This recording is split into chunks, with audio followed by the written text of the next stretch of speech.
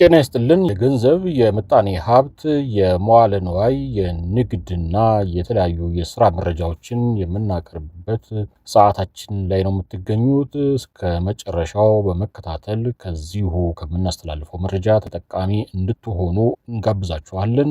ሰብስክራይብ፣ ላይክ፣ ሼር ማድረግንም እንዳትዘነጉ እናስታውሳችኋለን። ለዛሬ ወደ አጠናቀርናቸው መረጃዎች ነው የምናልፈው። ተከታተሉ።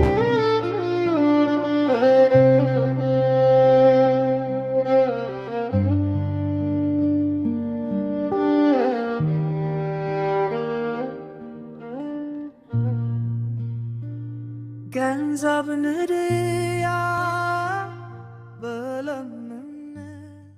ለአዲሱ ዓለም አቀፍ አየር ማረፊያ ተርሚናል ግንባታው 35 ዓለም አቀፍ ኩባንያዎች ፍላጎት አሳይተዋል ሲል የኢትዮጵያ አየር መንገድ አስታወቀ።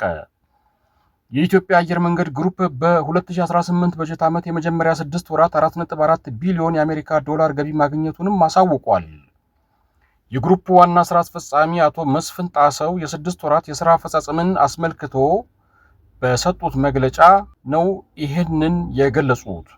ዋና ስራ አስፈጻሚው አየር መንገዱ ካለፈው ዓመት ተመሳሳይ ወቅት ጋር ሲነጻጸር የ14 በመቶ የገቢ እድገት አስመዝግቧል ያሉ ሲሆን በቢሾፍቱ የሚገነባው ግዙፍ የአውሮፕላን ማረፊያ ወይም ሜጋ ኤርፖርት የመጀመሪያ ምዕራፍ ግንባታ መጀመሩንም ገልጸዋል። ባለፉት 6 ወራት ወይም ከሐምሌ 1 እስከ ታህሳስ 30 10.6 ሚሊዮን መንገደኞች የተጓጓዙ ሲሆን ይህም ካለፈው ዓመት ተመሳሳይ ወቅት ጋር ሲነጻጸር የ11 በመቶ ጭማሪ አለው ተብሏል። በጭነት በረራ በኩልም 451 ሺህ ቶን የጭነት ማጓጓዝ መቻሉንም ተገልጿል። አየር መንገዱ የአውሮፕላን ቁጥሩን ለማሳደግ ባደረገው ጥረት 7 አዳዲስ አውሮፕላኖችን ወደ ስራ ያስገባ ሲሆን በአሁኑ ወቅት የአየር መንገዱ አጠቃላይ የአውሮፕላን ብዛት 147 ደርሷል። ከዚህ በተጨማሪ አጋር አየር መንገዶች ማለትም አስኪ፣ ማላዊ፣ ዛምቢያ የሚጠቀሙባቸውን 23 አውሮፕላኖች ጨምሮ የአየር መንገዱ አጠቃላይ የአውሮፕላን ብዛት 170 ደርሷል። በሀገር ውስጥ በረራም የአብይ አዲ ኤርፖርት ግንባታ ተጠናቆ በረራ በመጀመሩ አጠቃላይ የሀገር ውስጥ መዳረሻዎች ቁጥር 23 ደርሷል።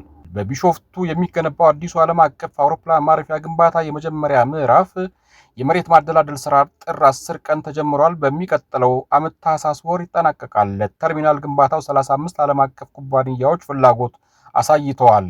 የአየር መንገዱ አዲሱ ዋና መስሪያ ቤት ግንባታ 84 በመቶ ደርሷል። 4 የሀገር ውስጥ ኤርፖርቶች በቀጣዮቹ ጥቂት ወራት ተጠናቀው ለአገልግሎት ይበቃሉም ብለዋል። መንግስት ተጨማሪ ታክሶችን ሊጥል እንደሆነ ታወቀ።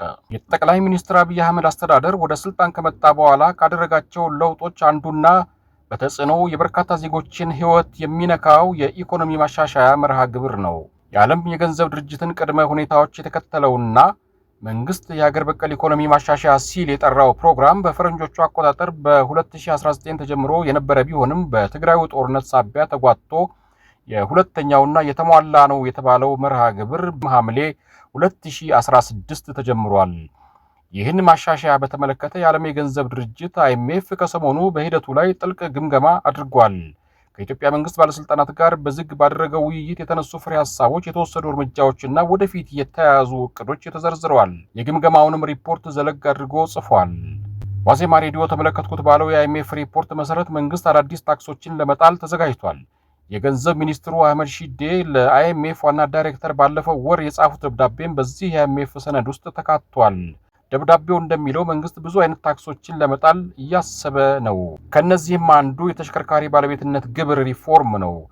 ክልሎችና ፌዴራል መንግስት ይህን ግብር በሚሰበስቡበት ሁኔታ ላይ በቅርቡ በፓርላማ ምክክር እንደሚደረግም ሰነዱ ይገልጻል። ይህም 0.2 ከመቶ ጂዲፒ ሊሸፍን ይችላል። የመንግስት ገቢ ማሰባሰብን በተመለከተ አይኤምኤፍ ባዘዘው መሰረት መንግስት ድጎማዎችን በማጠፍ መሰረታዊ የአገልግሎት ታሪፎችን በሂደት ከፍ አድርጓል።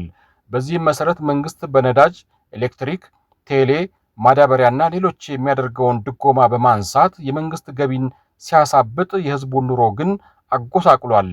በዚህም በኑሮ ውድነቱ ምክንያት ከድህነት ወለል በታች የወደቁ ዜጎች ቁጥርና በሴፍቲኔት የሚታቀፉ ዜጎች ቁጥር በከተማና በገጠር በእጥፍ ጨምሯል። መንግስት የራሱን ወጪ ለመሸፈን ከሌላው ህዝብ ለመቁረጥ የዘየደው ከፍተኛ የግብር ምጣኔዎችና አዳዲስ የታክስ አይነቶች የህዝቡን ገቢ ከማዳከም ባለፈ የንግዱን ማህበረሰብ ከድጡ ወደ ማጡ አድርሰዋል።